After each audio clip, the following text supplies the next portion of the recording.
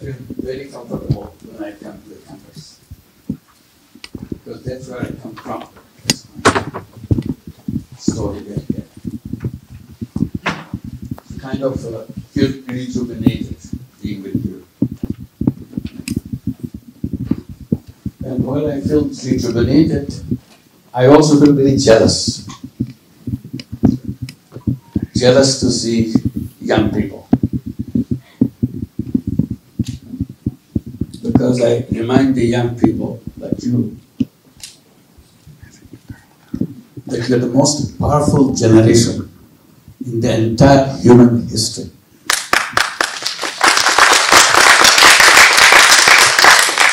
I repeat, you are the most powerful generation in the entire human history. I don't say it very lightly, just to please you. I really feel it strongly. That's where you are. You look like human beings like everybody else, like us. But literally, you are superhuman beings. You'll see the movie Superman and all that. You are the Superman and Superwoman. Not because you have done something about yourself, just because you are born at this time, made you very exceptional. Because you inherited all the knowledge and technology that been developed over years. And you are in control of that. Sometimes I feel like telling you that you are the genie. You look like human being, literally you are genie. You remember the genie, Aladdin's lamp? You touch it, the genie comes out. You came out, you are here. But there's a problem about the Aladdin's lamp and the genie. If you have an Aladdin's lamp lying in the corner of your house, world will be the same as it will always be. Because you never bothered to touch the lamp. Unless you touch, genie will not come out. So this lamp, you have to be aware of the lamp. This is a different lamp than every other lamp that you have in the house. This lamp does magic by touching. Genie comes out and says, "What can I do for you?" So the first thing, you have to touch that magic lamp. Be aware of the power of that lamp. Suppose you're familiar, you're well aware of the power of that lamp, and one day you decided to touch it, genie comes out. What does the genie say? "What can I do for you?" And you didn't have an answer. Or you say, "Okay, I want to have the best meal in town today." Genie say, "Yes, ma'am." "Yes, sir." Produces the meal. You could have asked many things. You could have changed the whole world by asking the genie to change the world. Everybody has a good meal. You're not prepared for it. You just asked for a small meal that you like. And the genie brought it because that's the command he gave. Not only you become aware that you are a genie, you have to know what you do with your powers. That's what the university is all about. Prepare you. Prepare you, make you aware that you are a genie. You can do anything you want in the world.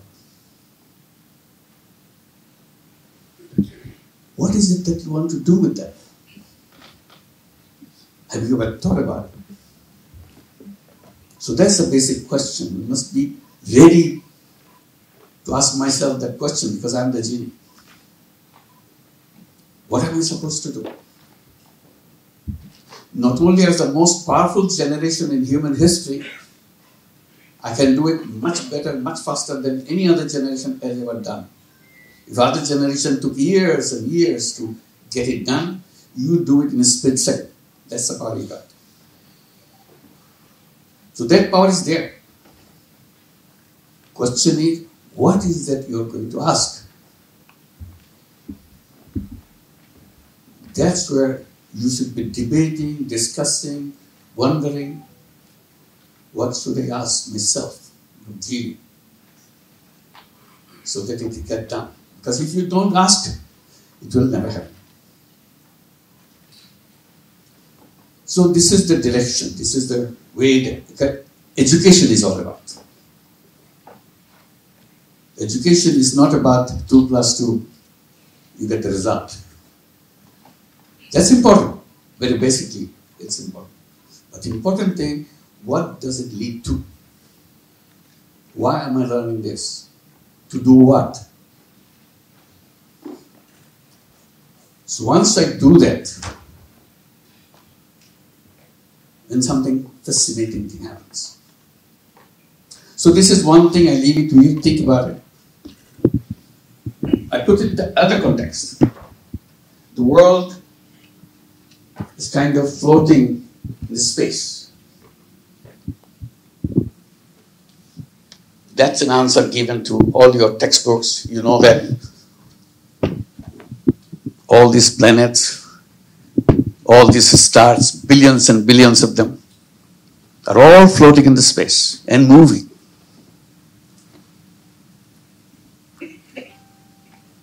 And this is, in a way, our planet is a tiny little spaceship compared to all the spaceships around us. So we're in a spaceship. Imagine this is the spaceship that we're floating in this space, which we are doing every day, every moment, every second. My question is, are we passengers in this spaceship? Or we are stewards in the spaceship, hostesses in the spaceship? We have a role to play in the spaceship. It's floating, irrespective of what you do. But since we are in this spaceship, for a while, next generation will come, will be gone. What is it we do in this spaceship? If we are passenger, we are waiting for our drinks, we are waiting for our meals, make us comfortable, and all that. If we're in economy class, we want to go to the business class. We are in business class, we want to go to the first class. Just a passenger mentality. But are we passengers? My point is, try to remind you again and again, we are not passengers. We are the pilots of this ship. The responsibility as pilot is different. We can go and sleep, watch movies. Pilot cannot do that. Pilot has to fly the spaceship, make sure everybody in the spaceship is safe. And we are going the right direction. Suppose you agree with me that we are all pilots in this spaceship. This is our turn. We became the pilots. Somebody else will come, the next generation come, they will take over from us. If we are pilots, do we know where we're going? That would be terrible if the pilots don't know where we're going. At what speed we'll go, how do we avoid dangers along the way, how to make sure we get to the destination in the best possible way. That's our responsibility. So you debate yourself, are you a passenger or are you a pilot? If you're a pilot, these are the responsibilities. If you're a passenger, relax. Or try to get from economy class to the business class. If we are pilots, we have to have a flight plan. Do we have a flight plan? That's what the university is all about. Helping you prepare your flight plan, not the university's flight plan. Professors can only help you, make you aware that there is something called flight plan. But they cannot prepare it for you. You are unique. Not only are the powerful human beings, at the same time, each one of us are unique creation on this planet. There is no parallel. There's no copy of anybody in the entire history of human beings. If you are unique, if you believe in that, what that uniqueness brings to us in this spaceship, what do I contribute, what do I add as a unique person? If I don't, I'm wasting myself. So university's role is to make you aware. Please don't waste yourself. You can change the whole world. That's the uniqueness you got. But all you got busy, how to get a job. Once you get a job is done. See, we threw away all the thing nature has given to us. Not use it. We are genie, but behave like everyday human beings. Never felt like a genie. Never used the power of the genie. The university that I think of is when somebody shake you up. Wake up. You're a genie. Take care of, take the responsibility of your generation's mark on the spaceship, what you do. So if you're talking about destination, which is very important, unless we know the destination where we are going, we cannot decide anything in the flight plan. Flight plan is about reaching the destination. If you have a flight plan, or we prepare a flight plan because we know the destination. But if you don't know the destination, what happens? Do we give up? We don't. We imagine a destination. We don't know what's out there.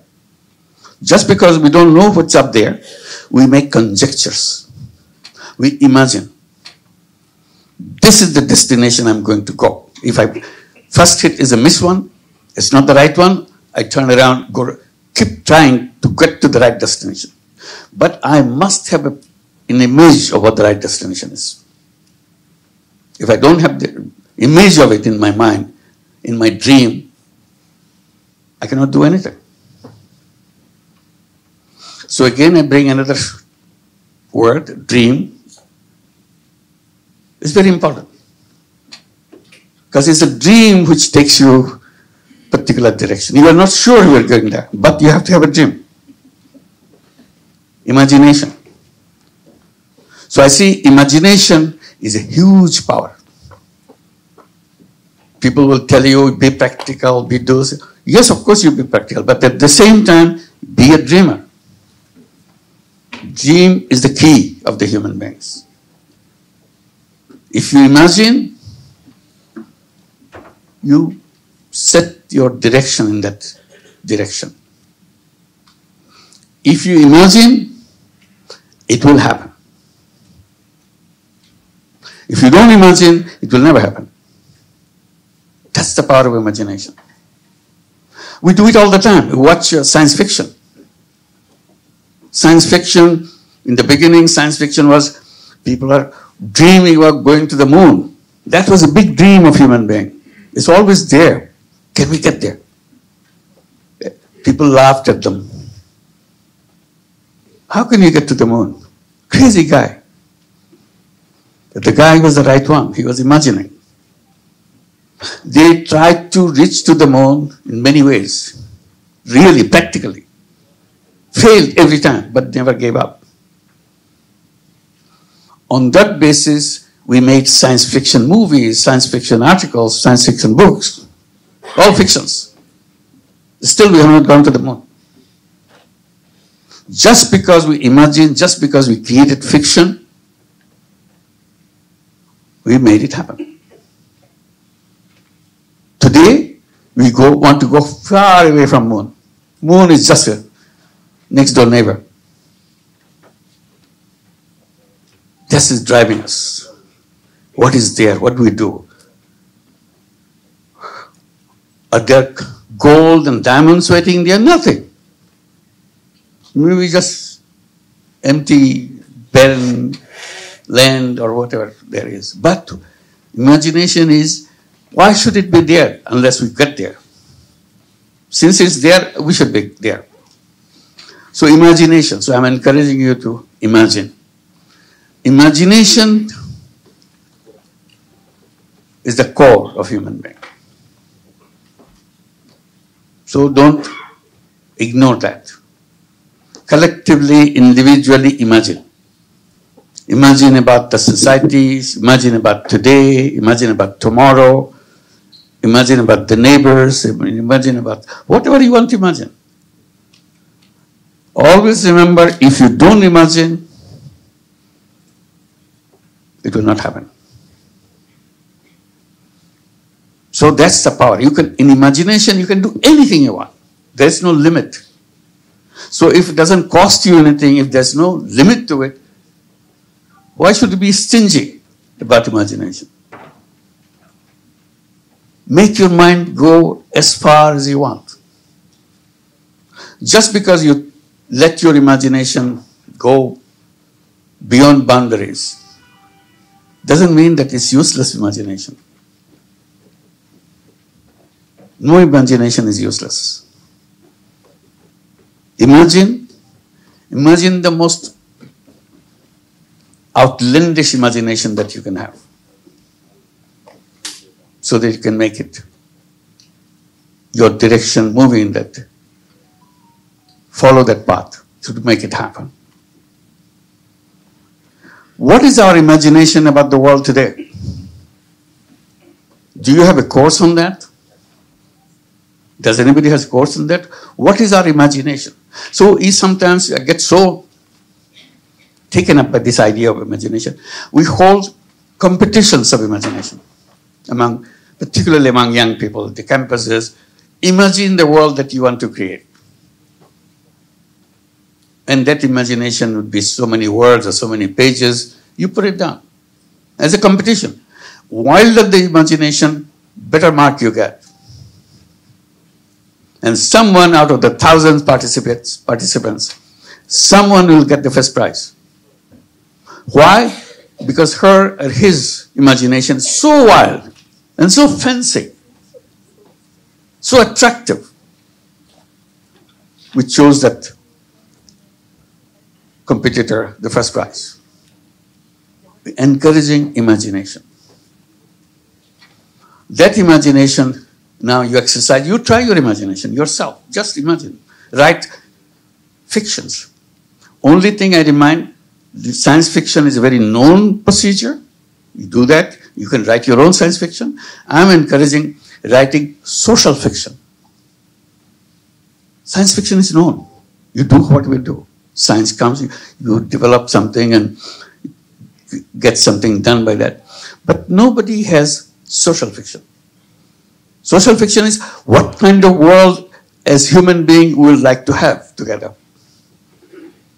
What will be the interaction with each other? What is it collectively we want for us? What kind of business world, what kind of economic world, what kind of political world? Everything is imagination. You don't have to look at what they do every day.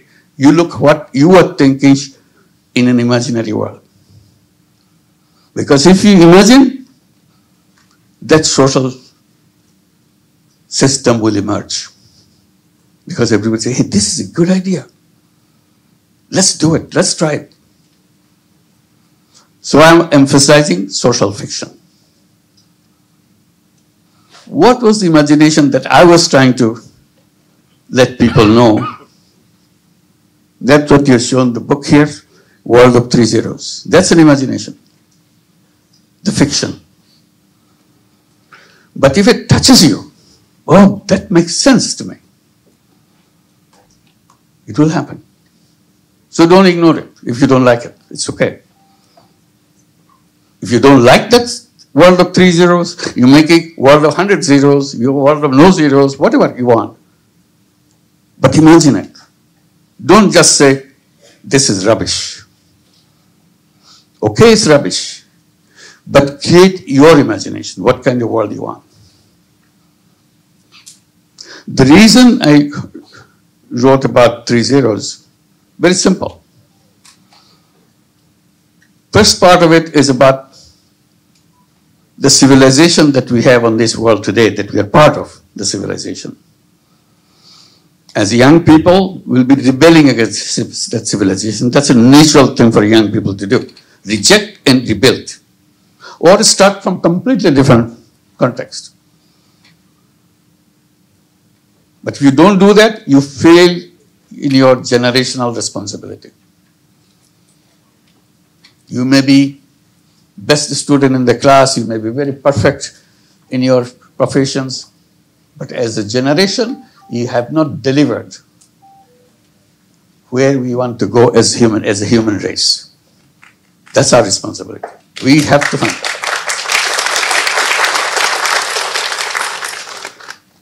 So I came to the conclusion in my first part of the story, the civilization that we are going through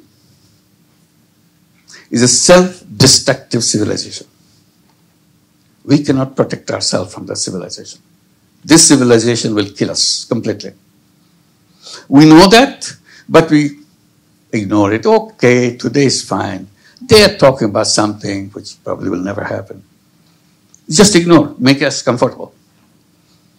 They say the environment is going into the direction that will destroy this whole planet. And in the process, we'll be destroyed. Because we created a civilization based on waste creation, if I can make it a simple statement. Every day we are creating waste. And every behavior that we promote is a waste-creating behavior. So to put it simply, we say, if not anything else happening, will be put under the grave of waste that we created. We will be buried under the waste. So much waste we are creating. Because economy and a system, social system, promotes you to always accumulate.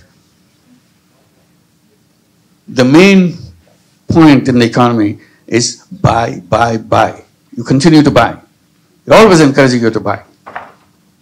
They never ask, what did you do with the one that you bought yesterday? They're pushing you. They're bombarding you. Buy, buy, buy.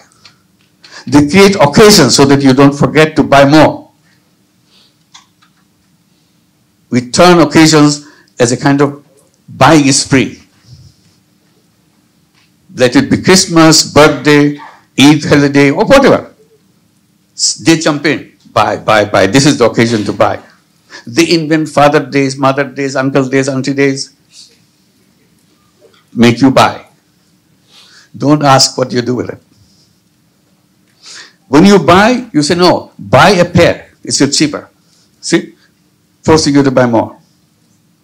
Or buy on those days, we have a big discount. Always forcing you to buy. What you do after that, that's not their responsibility. The more we buy, the closer we get to the ultimate day. So they give us a lifestyle. Lifestyle built in to make waste all the time. Wearing the same dress again is a shameful thing. Why should you wear it? You wore it last time. Your friends saw you with that dress. You don't wear it anymore. So you have to buy another one because I'm going to meet the same friends. See? It got in your head. What do I do with the previous one? We don't know. Just throw it out. What happens? It takes up resources and then it is most of it indestructible. It doesn't get destroyed. Particularly items like on plastic and so on. So terrible. But keep on doing that.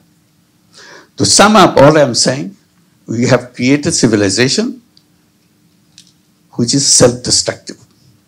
It's taking us to the ultimate destruction. We destroy ourselves. So we had to invent, imagine, again, it's not something you decree tomorrow and the president of the country signs it, from today we do that. It's not about that. It's about lifestyle change, how we behave, how we do, what kind of thing. Wearing the same dress 50th time will be celebrated. We'll have celebration that I'm wearing this shirt for 50th time. It's not like that.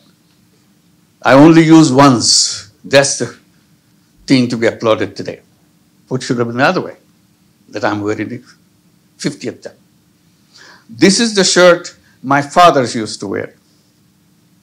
And I'm wearing, my son, my daughter is getting ready to grab it. That's the direction we should be going, not the other way around.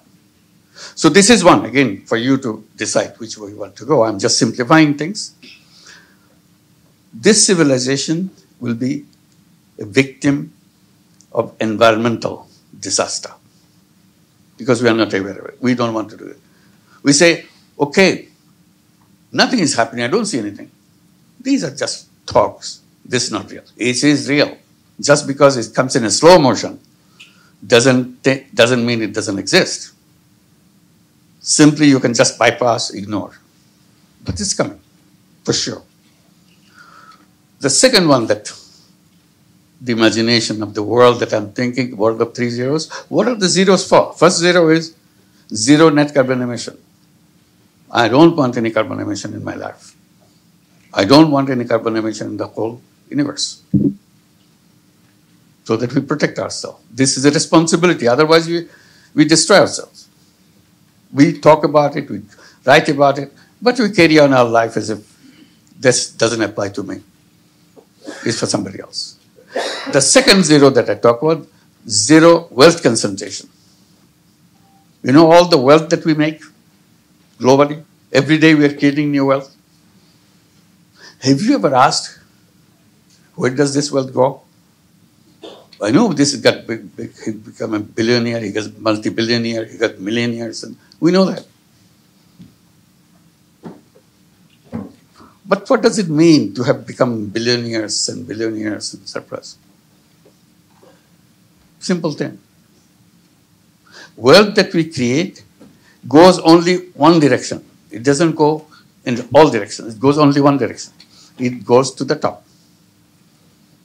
Few people in the world pick up all this wealth to themselves. And we get the big headlines, he's a billionaire, he's a super billionaire, and so on. This is not to be celebrated. This is something to feel sad about, angry about.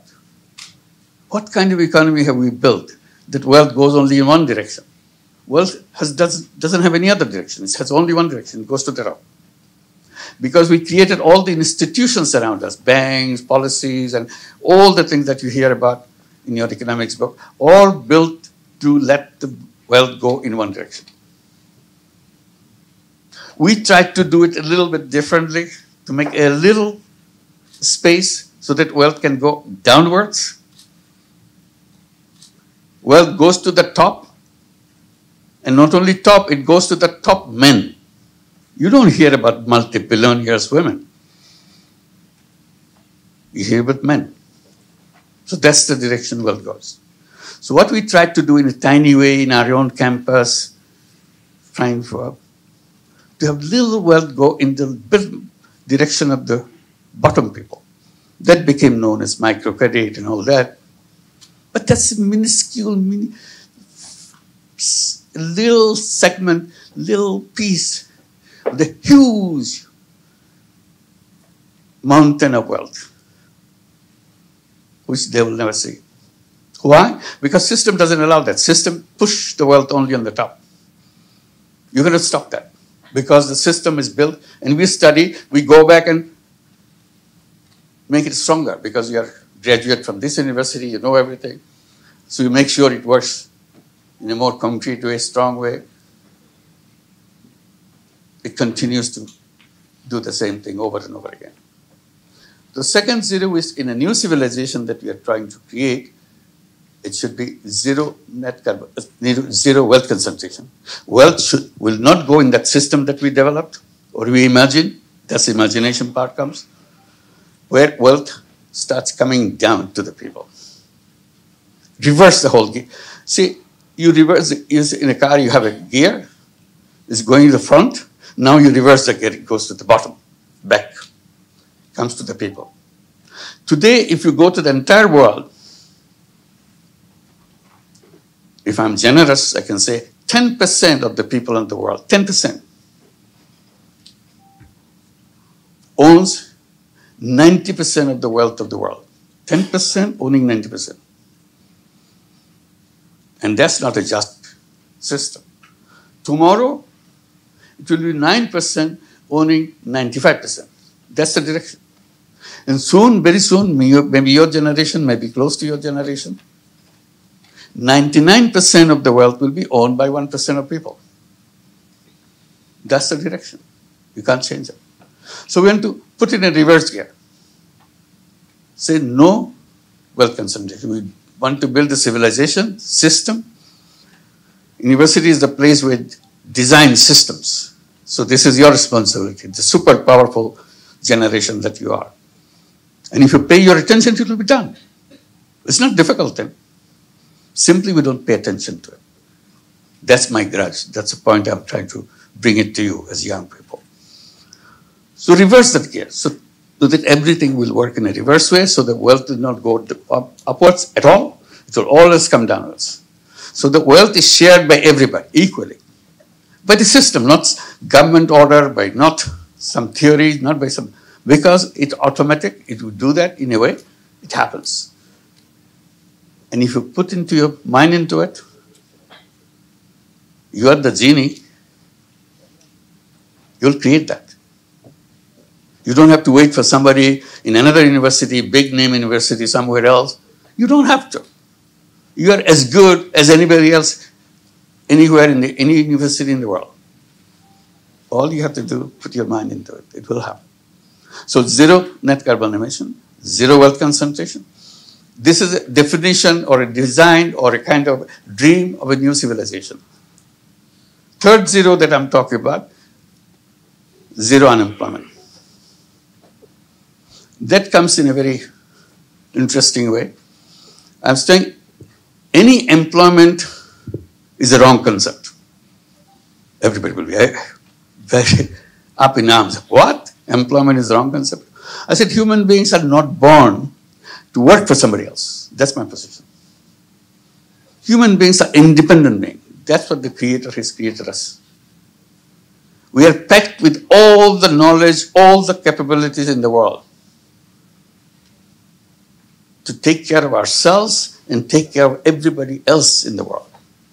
Each one of us is equipped with that. But our theory, our textbook says, no, get ready, get a good grade, good degree from the best university like yours, and get the best job. And the world is done. Your job is done. This job is not done. You are thrown into a wrong direction.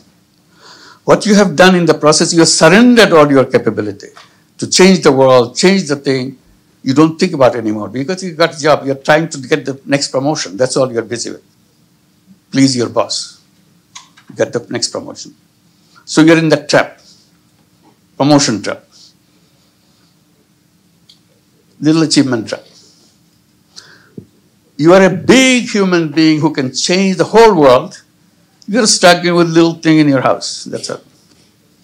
That's what to waste. That's the point I'm bringing. That's why I'm calling you genie and all that, trying to encourage you to discover yourself. You are completely different. And then it's a job. It's not the destination of human being. It's a wrong thing. It's a legacy of slavery. It's another form of slavery. Why should I be a slave to take orders for somebody? Taking orders doesn't fit into human being. That's what they always rebelled against slavery. What then we do? I said, whole idea of business is wrong the way it is done. It creates slavery. Because it's all about profit maximization, wealth concentration. That's the track. I'm saying all you have to do, shift it.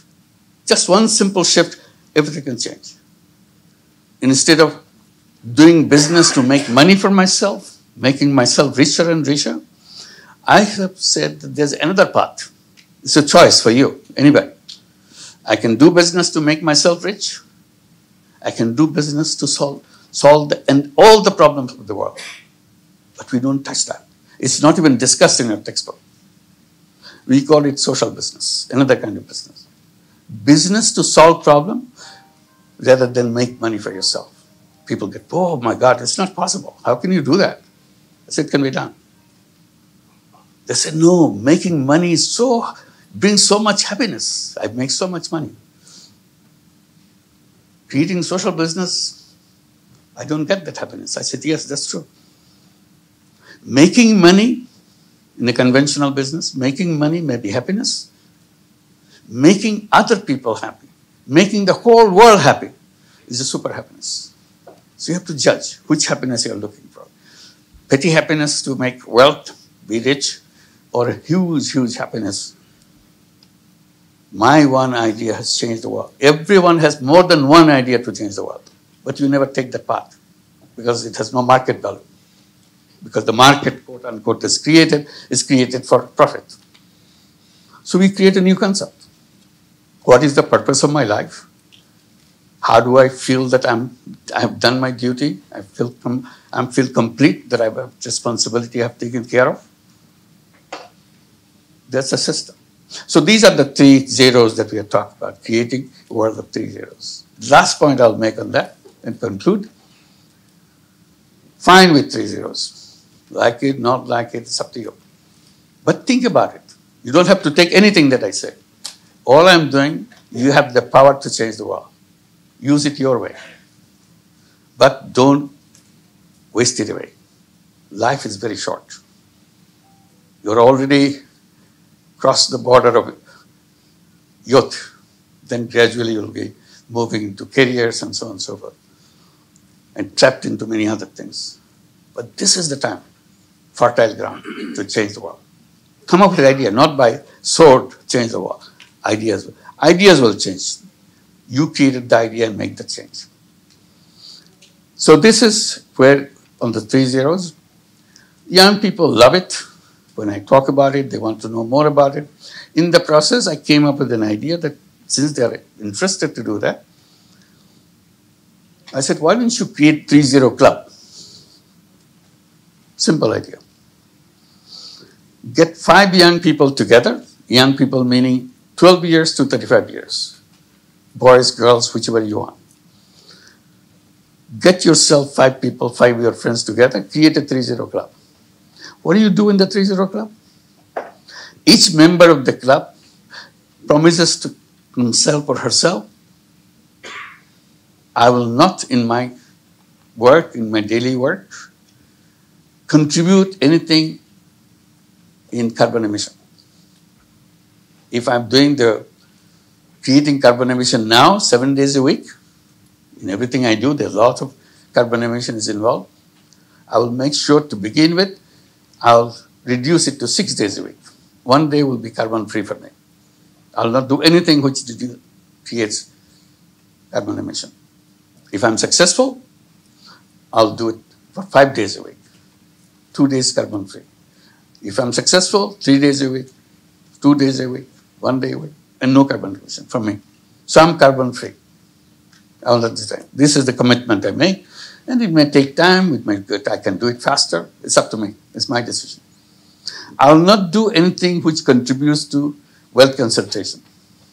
It's possible. If I run business on a social business format, there is no wealth concentration because I don't make any profit for myself. My business is to solve the problem of the people. And that has no involvement with wealth concentration. So I will not contribute to wealth concentration.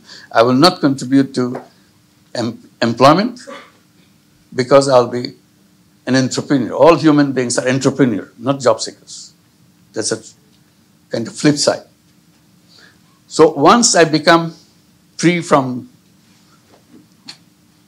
carbon emission, wealth concentration, and I become a 3-0 person.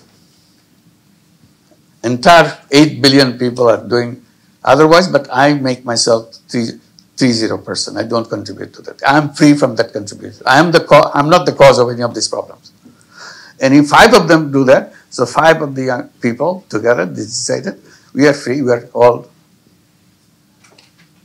3-0 persons. So luckily now thousands and thousands of young people signing up, going to our website and registered themselves at 3-0 clubs. Now about 45 countries have thousands of 3-0 clubs. We are not doing anything, simply tell them that we let us know, get your address so that you can talk to each other. So that could be just an initiative by yourself. It doesn't wait for anybody's permission or anything. But in the process, if it catches up, we can create the 3-0 worlds. It's not a simple imagination which can be translated in the beginning in a small way, but it can pick up the speed. Really create the 3-0 world. And if you have a 3-0 world, we have created a new civilization. That's the only way we can survive. Otherwise, we don't survive. Sorry to give you a kind of bad feeling about the world, but we have to be aware about where we are, and we have the power to change it. That's my emphasis point, that we are one single individual, one of you right here, can change the world forever. That's the power we have. Thank you.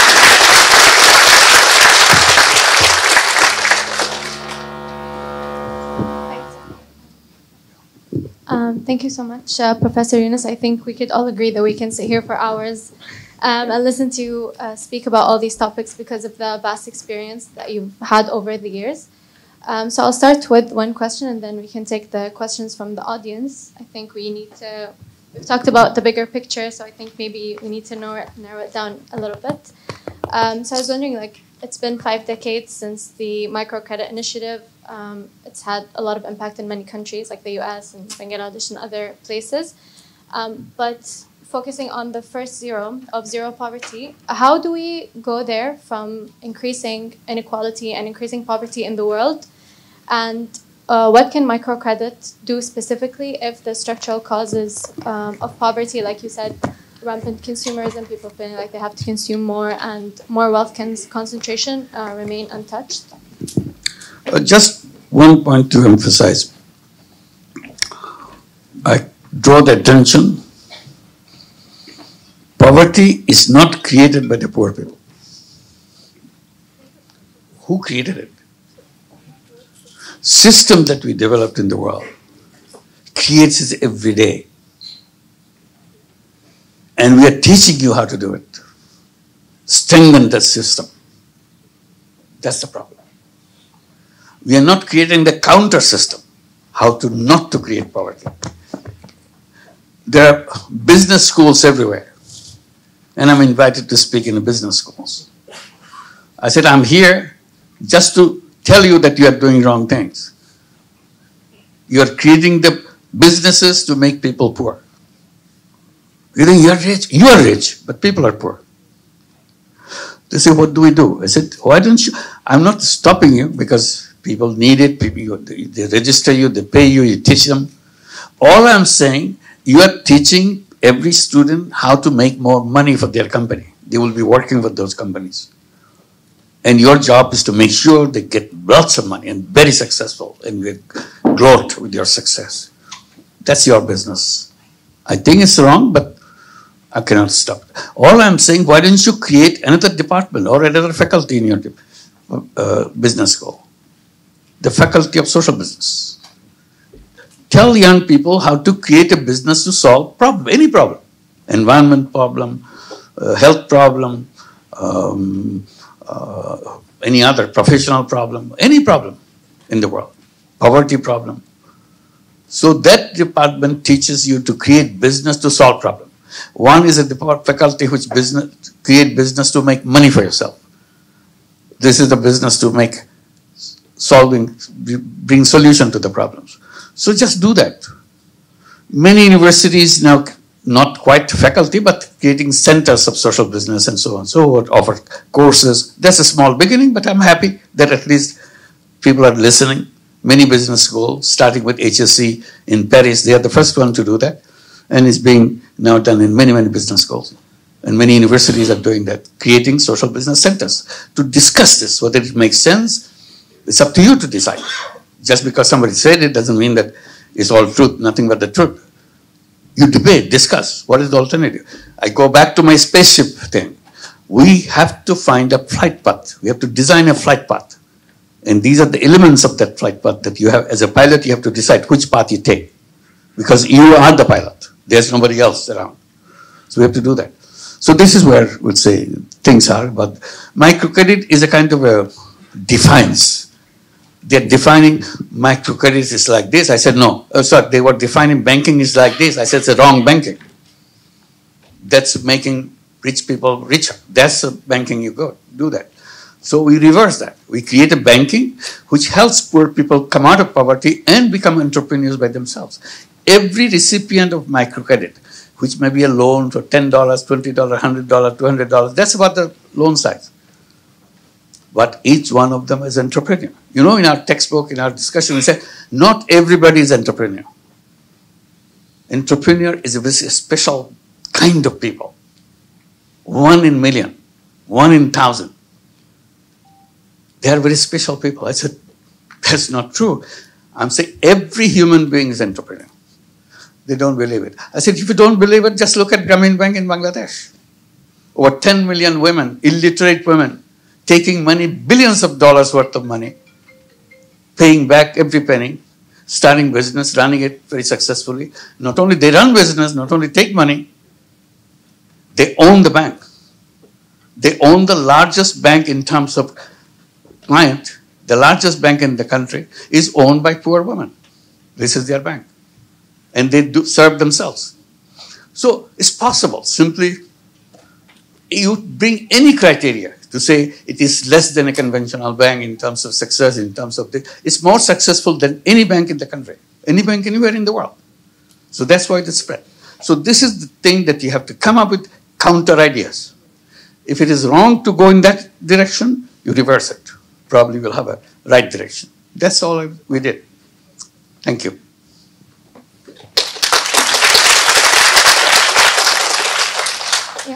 So the idea is focusing on defiance and going against what the bankers are saying. We do the opposite. What the bankers are saying, we do the opposite, essentially. So due to the time constraints, unfortunately, we only have time for one question. If anyone has a question, they'd like to raise your hands. We'd like to give the current generation, the smartest generation, a chance to ask a question from the younger audience. Yes. I'm Manha Afra, a high school student. You're the founder of Grameen Bank, Grameen Mobile, and many other successful endeavors. I've come to know that you plan to establish a Grameen University. Right. What is your vision regarding this university, and how will you achieve a 3.0 world through it? Well, thank you. We just began with this university. We keep saying that it will be a social business university. There's a business school and all that. This will be based on social business principles across the faculty, wherever you're teaching. You always bring the social responsibility as a human being. So even if you're in a chemistry department, the chemistry has a social responsibility too. So you always add that social responsibility and how you translate your responsibility as a scientist, as a chemist, to play that role. What are the options for you? So everything to be integrated in that. And then help all the students from the university. At the moment, I'm saying half seriously. I say, this university will never give you any piece of paper called degree. So you learn it and do it. Why do you need a piece of paper? You need a piece of paper because you want a job. Job needs a certificate that you have learned this. So you don't have to demonstrate anything what you have learned. Do it. We support you. We have a whole finance arm of the university. so that you can go out and do it. We'll finance you. We create social businesses to implement it, make it happen. That's our job. So you don't look for a certificate. Just look for design. Start designing in every class that you go through. Keep on designing this. By the time you come to the end of the class, end of the courses, you can start your thing. You're ready. You're already. Even when you're still a student, you can start your thing. You don't have to wait for some degree or certificate because you are doing it. You felt that this is the right solution. That's all.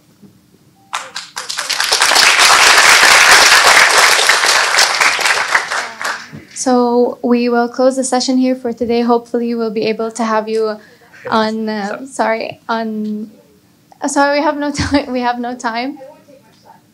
I'm sorry. We're unfortunately out of time, but hopefully we'll be able to welcome you back on better occasions. I look forward to it. Thank you. Thank you.